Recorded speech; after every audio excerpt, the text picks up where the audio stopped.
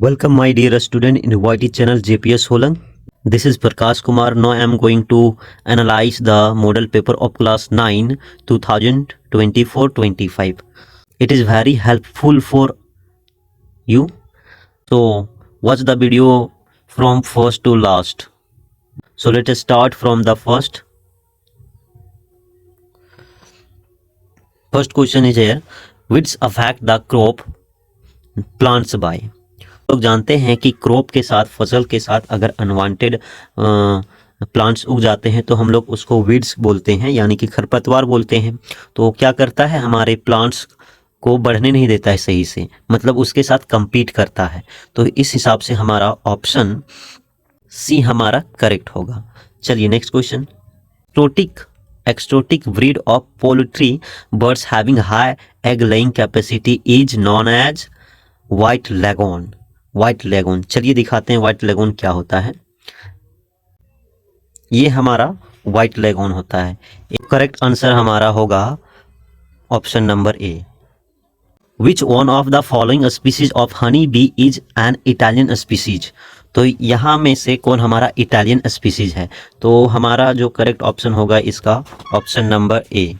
चलिए देखते हैं इटालियन ब्रीड क्या होता है। तो आप देख रहे हैं ये हमारा इटालियन ब्रीड हनी बी है, ठीक है। चलिए नेक्स्ट क्वेश्चन पे आते हैं। Gun powder is an element, compound, mixture और लिक्विड। तो हम लोग जानते हैं कि गन पाउडर जो होता है हमारा मिक्सचर होता है। ये जो हमारा मिक्सचर होता है सल्फर का, चारकोल एंड पोटेशियम नाइट्रेट का। तो ये इस हिसाब से हमारा इसका करेक्ट ऑप्शन होगा ऑप्शन नंबर सी, मिक्सचर। चलिए नेक्स्ट क्वेश्चन पे आते हैं। The percentage of copper and oxygen in the sample of cupric oxide obtained by different method was found to be the same. The law which is confirmed by this is which law? तो हम लोग, आप लोग 9th class में पढ़े होंगे। 9th class में ही क्या, आप लोग 9th क्लास के बच्चे ही हो। तो हमारा लॉ ऑफ कांस्टेंट प्रोपोर्शन, यानी कि अस्थिर अनुपात का नियम है ना। तो हमारा उस हिसाब से करेक्ट ऑप्शन होगा option number C. How many times is the mass of proton greater than the mass of an electron. ये वेरी इजी क्वेश्चन दे दिया है, आप लोग तो ऐसे चुटकी में इसको हल कर सकते हो। कितने? तो option number B, about 2000 times. चलिए नेक्स्ट क्वेश्चन पे आते हैं। The given distance time graph the value of speed is. तो आप लोग ग्राफ को थोड़ा ध्यान से देखिए।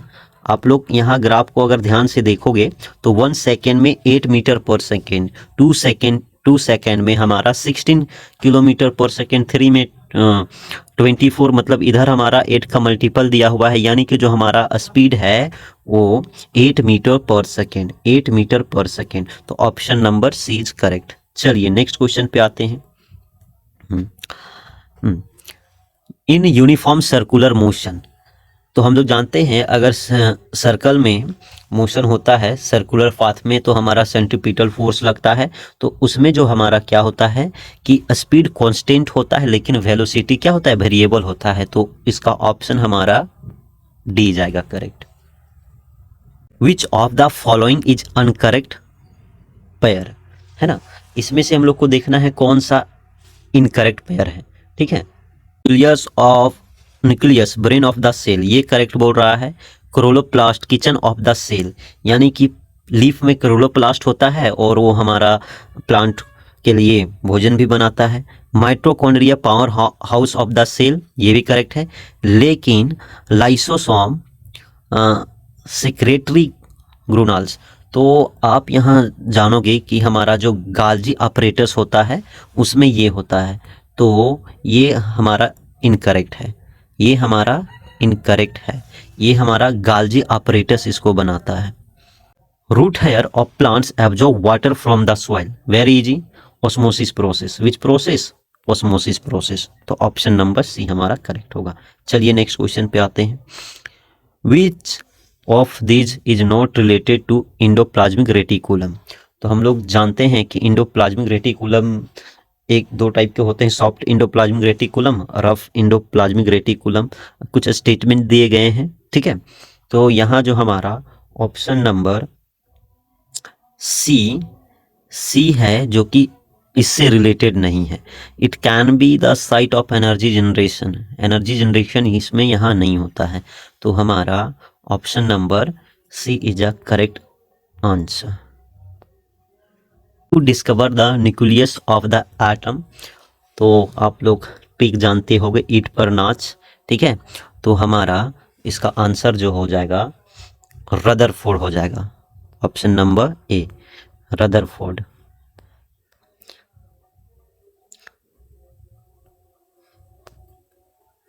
चलिए next question.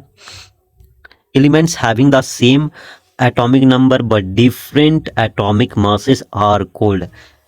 Same atomic number यानी कि आइसोटॉप के बारे में बात कर रहा है, तो आइसोटॉप होगा इसका आंसर, हमारा आइसोटॉप होगा, है ना। तो ऑप्शन नंबर बी करेक्ट होगा।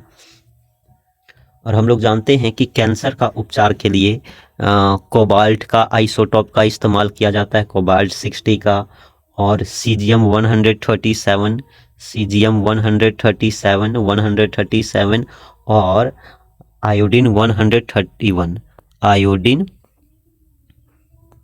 आयोडीन 131 का इस्तेमाल किया जाता है। ये एलिमेंट का आइसोटोप का इस्तेमाल हमारे कैंसर के उपचार में किया जाता है। चलिए नेक्स्ट क्वेश्चन पे आते हैं। What is the maximum of electron that can be present in orbit M shell. तो हम लोग जानते हैं कि हमारा के एलिमेंट सेल होता है ना, और यहाँ दे दिया हुआ है के एलिमेंट सेल होता है, और यहाँ तीसरे सेल के बारे में बात कर रहा है। तो हम लोग जानते हैं 2n स्क्वायर फार्मूला, तो n हमारा जो होता है नंबर ऑफ सेल होता है, यानी कि 2, और हमारा 3 का स्क्वायर यानी कि 9, तो 9 2 जा 18, तो 18, तो मैक्सिमम नंबर ऑफ इलेक्ट्रॉन हो सकते हैं हमारा 18, तो हमारा ऑप्शन नंबर सी करेक्ट होगा। चलिए next question. If a force of 1 Newton is applied on an object of mass 1 kg which is free to move then, है ना।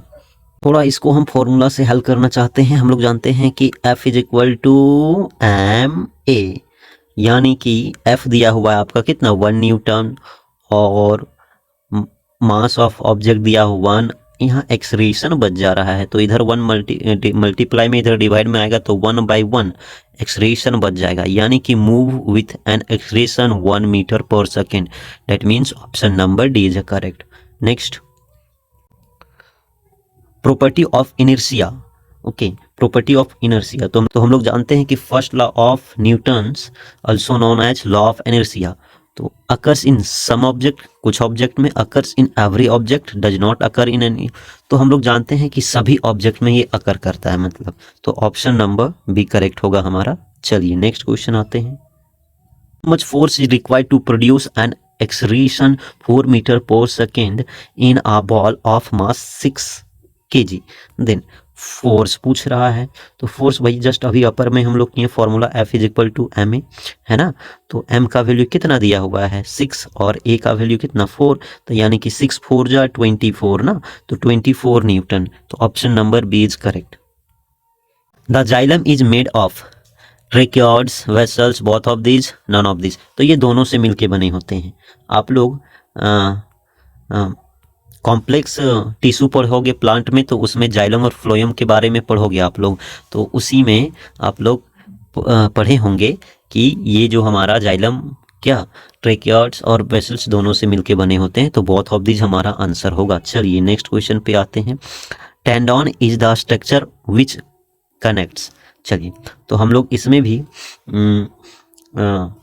एनिमल टिश्यू में पढ़े थे टेंडन के बारे में, तो आप लोग वहाँ टेंडन के बारे में पढ़े हो। टेंडन जो हमारा, जिसको हिंदी में कंडरा भी बोलते हैं हम लोग, ये हमारा मसल्स को बोन से जोड़ता है, ठीक है, मसल्स को बोन से जोड़ता है। एक होता है लिगामेंट, लिगामेंट जो कि बोन टू बोन जोड़ता है, बोन टू बोन यानी कि हड्डी को हड्डी से जोड़ता है, तो हमको टेंडन के बारे में बोला है, यानी कि ये जो होगा a muscles with bone, option number B हमारा करेक्ट होगा। A person met with an accident in which 2 leg bones of hand were dislocated which among the following may be possible reason. तो देखो हाथ का हड्डी टूट गया, अलग अलग हो गया, तो हम लोग हड्डी से हड्डी को जोड़ने का काम हमारा लिगामेंट करता था। तो क्या अभी ऊपर में हम लोग देखें तो क्या option number C ligament break, कि लिगामेंट टूट गया। तो ऑप्शन नंबर सी हमारा करेक्ट ऑप्शन होगा। The mass number of the nucleus of an atom and element is 23 and it has 12 neutron. What will be the atomic number of the element? Atomic number of the element is equal to number of proton. तो हम लोग जानते हैं कि अगर मास दिया हुआ है तो Z is equal to formula N plus P होता है, यानी कि इसका वैल्यू दिया हुआ है आपका कितना 23, न्यूट्रॉन भी आपका दिया हुआ है दैट मीन्स 12, P पूछा है ना। तो इधर 23 में 12 सब्ट्रैक्ट यानी कि 11 हमारा क्या गए प्रोटॉन, और जितने प्रोटॉन है उतना हमारा एटॉमिक नंबर है। तो option number A is correct. Next question, on converting 300 kelvin to centigrade the value will be. तो फॉर्मूला जानते हैं, degree Celsius is equal to kelvin minus 273।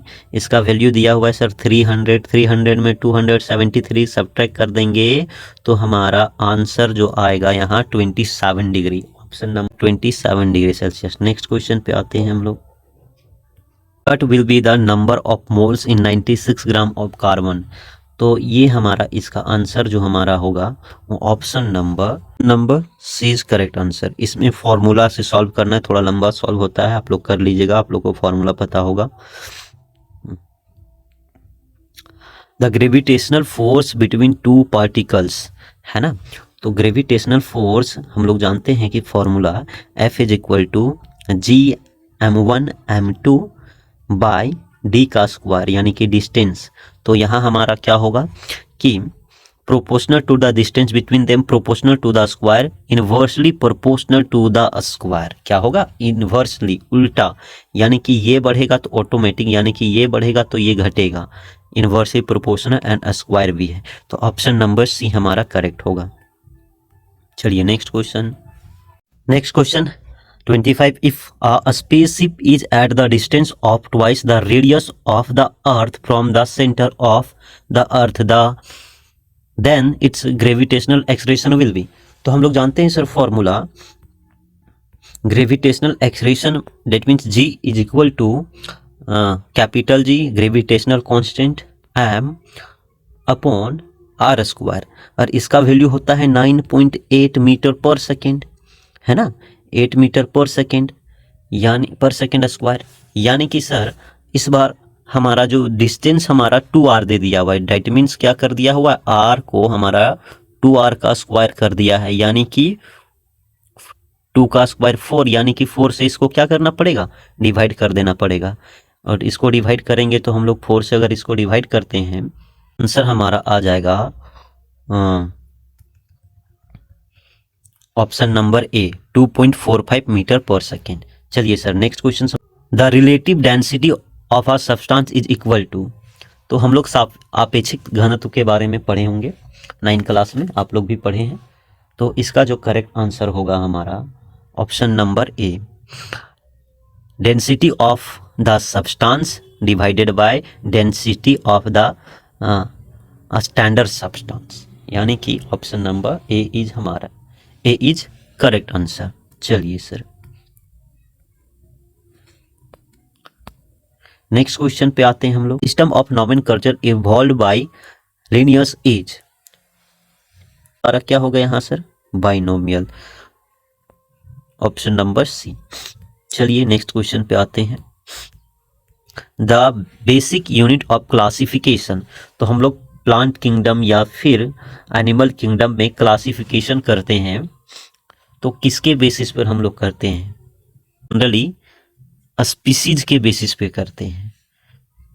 Book में जियोस्पर्म प्लांट इज कैरेक्टरिस्टिक्ड बाय, इसमें से हम लोग देखते हैं कि एंजियोस्पर्म प्लांट में उसके क्या क्या विशेषताएं होते हैं। प्रेजेंस ऑफ फ्लावर, बिल्कुल सही बोल रहा है कि फ्लावर होते हैं। सीड्स इनक्लोज इन फ्रूट, है ना, क्या बोल रहा है कि सीड जो हमारा ढका होता है, तो बिल्कुल प्रॉपर तरीके से ढके होते हैं, कवर होते हैं। तीसरा फाइब्रस टेप रूट सिस्टम, है ना। इसका जो रूट होता है वो कैसा होता है, तो हमारा इसका रूट भी होता है फाइब्रस होता है, यानी कि ऑप्शन नंबर डी हमारा करेक्ट आंसर होगा। Next question is here, the chemical formula of calcium hydroxide, chemical formula of calcium hydroxide. तो इसका जो हमारा करेक्ट ऑप्शन होगा option number D. Chemical equation को आप लोग बनाने सीखे होंगे, उसमें आप लोग देखे होंगे। चलिए sir next question, a porter carrying 20 kg box on his head walks 10 meter horizontally platform. The work done by the porter against the force of the gravity. तो चलिए सर इसका हम लोग सॉल्यूशन कर लेते हैं। आंसर जो हमारा होगा 0 जूल होगा। अब क्यों, तो हम लोग फॉर्मूला जानते हैं, work done is equal to F D cos theta, और यहाँ जो हमारा फोर्स लग रहा है वो डिस्प्लेसमेंट के परपेंडिकुलर लग रहा है, यानी कि थीटा का वैल्यू 90 डिग्री और थीटा का वैल्यू 90 डिग्री, यानी कि इसका वैल्यू 0। तो फोर्स तो हमारा ठीक है और ये भी तो दिया हुआ है, लेकिन इसका वैल्यू 0 हो जाने के कारण वर्क डन हमारा 0 होगा। तो ऑप्शन नंबर डी हमारा करेक्ट होगा। Kinetic energy of a 1 kg object will be 1 joule when its speed is, है ना। स्पीड क्या होगा, तो सर हम लोग जानते हैं kinetic energy is equal to formula K is equal to half m v square, है ना। तो सर 1 दिया हुआ इसका वैल्यू 5 और ये 1 और ये हमारा वी स्क्वायर, यानी कि 1 is equal to v square upon 2। तो ये हमारा v square v is equal to मिल जाएगा आपका √2, और √2 का वैल्यू लगभग हमारा आता है 1.44, तो उस हिसाब से हमारा ऑप्शन नंबर सी करेक्ट होगा। चलिए sir next question, if machine takes 5 second to do 2500 joule of work then its power will be. तो हम लोग जानते हैं power is equal to the rate of work known as power, then power is equal to work upon time. तो हमारा work कितना दिया हुआ है सर 200, इसको 5 से डिवाइड कर दो तो यानी कि कितना आ जाएगा 500 हमारा आ जाएगा। लेकिन अब हम इसको किस में चेंज करना है, किलोवाट में चेंज करना है। तो किलोवाट में चेंज करना है तो इसको हम लोग क्या करेंगे 1000 से डिवाइड कर देंगे सर, तो ये हमारा आ जाएगा 0.5 वाट, है ना। तो ऑप्शन नंबर सी हमारा, तो option number D 0.5 kilowatt, option number D हमारा करेक्ट आंसर होगा। चलिए sir next question, which of the following causes काला अजर, है ना, काला अजर, इसमें कौन सा किसके कारण हमारा काला अजर होता है। तो इसका जो करेक्ट आंसर होगा हमारा ऑप्शन नंबर डी हमारा करेक्ट आंसर होगा सर, इसका आंसर हमारा डी होगा। चलिए नेक्स्ट क्वेश्चन देखते हैं 35, अ communicable disease is caused bye. तो ये जो कम्युनिकेबल डिजीज हमारा पैथोजन द्वारा होता है, तो ऑप्शन नंबर सी हमारा करेक्ट होगा, सी हमारा करेक्ट होगा। चलिए सर नेक्स्ट क्वेश्चन देखते हैं, in a stethoscope the sound of a heartbeat travels through the stethoscope tube, है ना। तो हम लोग साउंड में पढ़े हैं, साउंड आप लोग पढ़े होंगे, उसमें देखे होंगे कि हमारा किसके कारण, by repeated reflection in the tube, repeated reflection होता है जिसके कारण हमें धड़कन सुनाई देते थे स्टेथोस्कोप से। तो ऑप्शन नंबर सी हमारा करेक्ट होगा। खोलो, नहीं खोलो, नहीं search मराया। What is the minimum distance listen should be the reflecting surface to hear a clear echo। अगर हमको क्लियर इको सुनना है तो मिनिमम डिस्टेंस कितना होना चाहिए, साउंड ऑफ द सोर्स और रिफ्लेक्शन ऑफ द सरफेस। तो इसका मिनिमम डिस्टेंस आपका होना चाहिए 17.2 metre, 17.2 metre is a correct answer. चलिए सर नेक्स्ट क्वेश्चन पे आते हैं। In which of the following mediums will the speed of sound be the highest. तो हम लोग जानते हैं सबसे ज़्यादा सॉलिड में होता है, उसके बाद लिक्विड में होता है, सबसे ज़्यादा सॉलिड, फिर लिक्विड, उससे कम गैस। तो यहाँ में से हम लोग देखते हैं कि सॉलिड कौन है, तो यहाँ स्टील हमारा सॉलिड है, तो ऑप्शन नंबर बी हमारा करेक्ट होगा। चलिए सर नेक्स्ट क्वेश्चन आते हैं। Solar radiation heat up land faster than the water bodies, land slower than the water bodies, equal both and water bodies, neither land nor water bodies। तो इसका जो हमारा correct option होगा land faster than the water bodies. तो option number ए हमारा correct answer होगा। चलिए sir last question को अब हम लोग करते हैं और इसको इंड करते हैं। हाँ, oxygen is return to the atmosphere mainly, किसके द्वारा। हम लोग जानते हैं कि ऑक्सीजन एटमॉस्फेयर में किसके द्वारा जाएगा, तो फोटोसिंथेसिस, पेड़ प्लांट्स फोटोसिंथेसिस करते हैं, ऑक्सीजन रिलीज करते हैं, जिसके कारण ये एटमॉस्फेयर में पहुंचते हैं। तो ऑप्शन नंबर सी। यहाँ पे आप लोगों का ये कंप्लीट एनालिसिस खत्म होता है। मुझे आशा है कि ये वीडियो आप लोगों के लिए काफ़ी हेल्पफुल होगा। तो मिलते हैं एक नए वीडियो में, और क्लास 9th के लिए एग्ज़ाम के लिए आप लोगों को ऑल द बेस्ट।